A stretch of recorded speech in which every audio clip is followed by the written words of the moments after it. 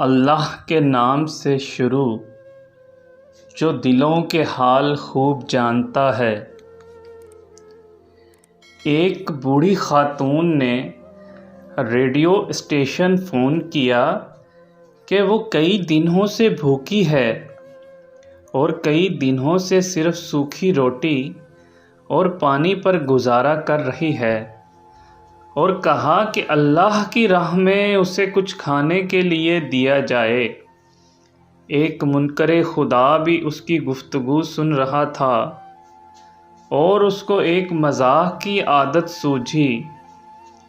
اس نے کھانے پینے کی اشیاء خریدی اور اس بوڑھی عورت کا ایڈریس معلوم کرنے کے بعد اپنے نوکر سے بولا کہ جا کر اس بوڑھی عورت کو دے آؤ، اور جب وہ پوچھے کہ کس نے بھیجا ہے تو بتانا یہ شیطان کی طرف سے تحفہ ہے۔ وہ بوڑھی عورت اتنے زیادہ کھانے کا سامان دیکھ کر بہت خوش ہوئی اور جلدی اپنے گھر کے کونے میں رکھنے لگی۔ ایسے میں نوکر نے پوچھا، کیا آپ کو معلوم ہے کہ یہ کھانا کس نے بھیجا ہے؟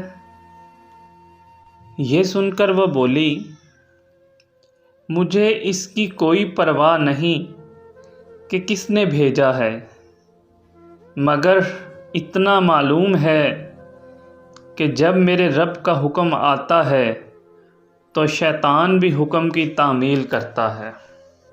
اس کہانی سے ہمیں یہ سبق ملتا ہے کہ ہر حال میں اللہ کی ذات پر بھروسہ کیا جائے۔